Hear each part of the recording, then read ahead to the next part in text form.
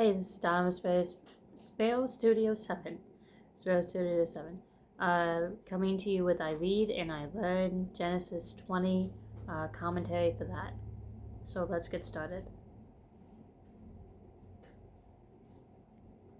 Chapter 20, verses 1 through 18.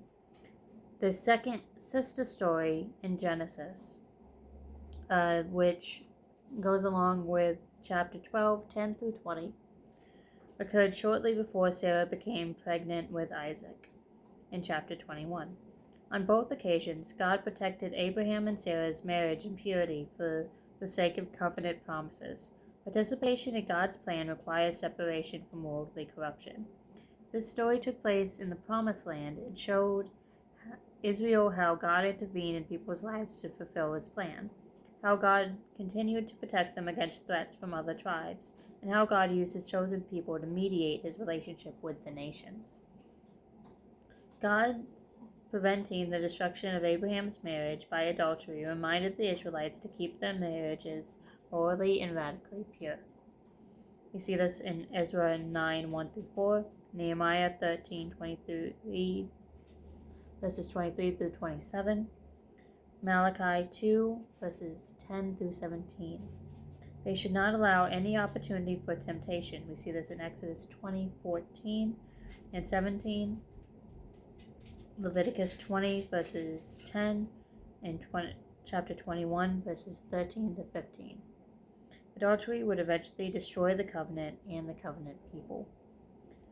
Then it goes on with a note about Gerar. Gerar was near the coast in Philistine land, about 12 miles south of Gaza and 50 miles southwest of Hebron, or Hebron, whichever you want to pronounce it.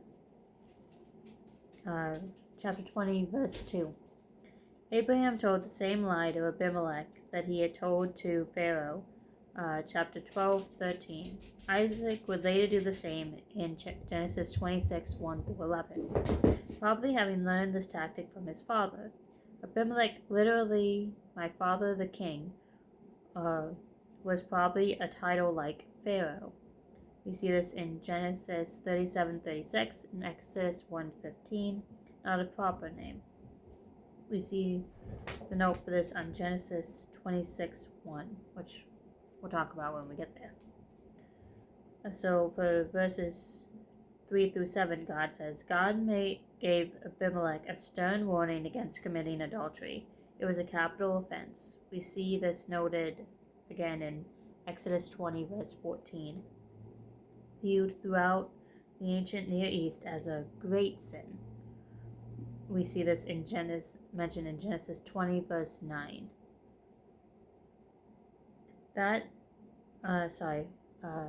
Commentary on verse 3 says this.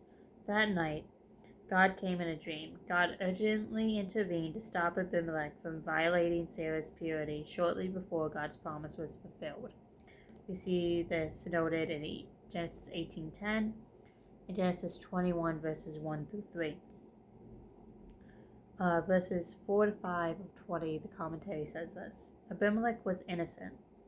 We see this noted in verse 6, where God responded, Yes, I know you are innocent. His conscience was clear. Nonetheless, he was about to commit adultery, and ignorance does not excuse guilt.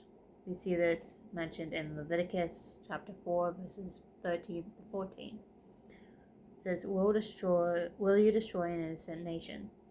Abimelech's appeal to God echoes Abraham's earlier words when Abraham asked God about destroying Sodom and Gomorrah 2 chapters ago, and rebukes Abraham's lack of faith on this occasion.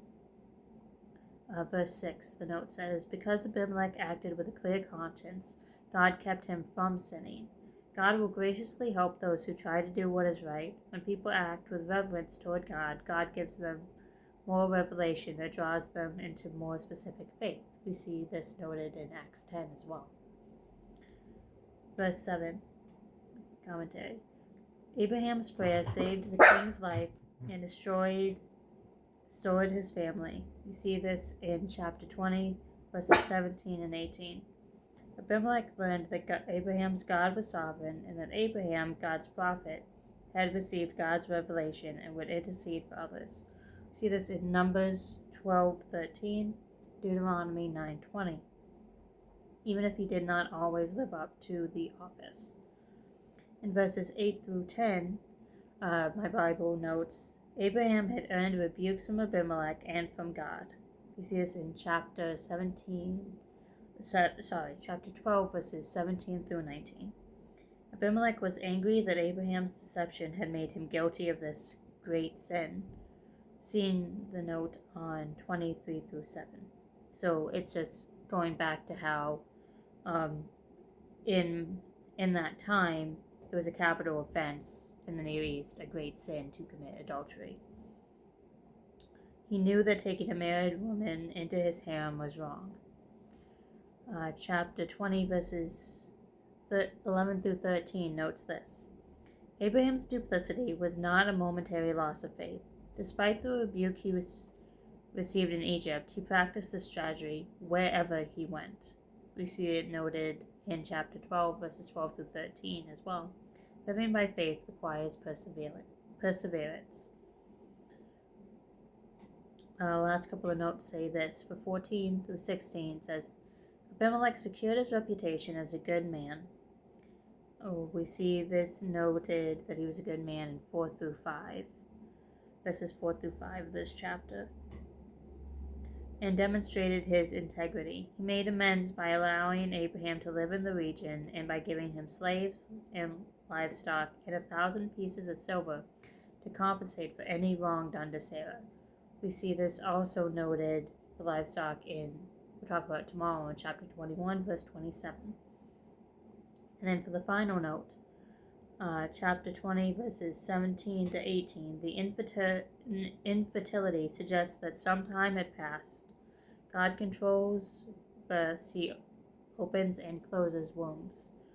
We see this happening in Genesis 25, verse 21, 29, verse 31, chapter 30, verse 2, and 17, verses 22 through 23 as well. 1 Samuel 1, 19 through 20, Proverbs 1:13, 9, and 1:27:3. It could either be Psalms or Proverbs. And Luke 1:13. So those are all the notes that I have on this. I've said it before, I'll say it again. No one in the Bible is perfect, and I'm very grateful that God does not let us mess with his promises. If he has promised us something, he will follow through with it, despite our every attempt to screw it up. And I am very grateful that he has the grace and the love to help us out in those moments. Thank you, and I'll talk to you tomorrow about chapter 21. God bless.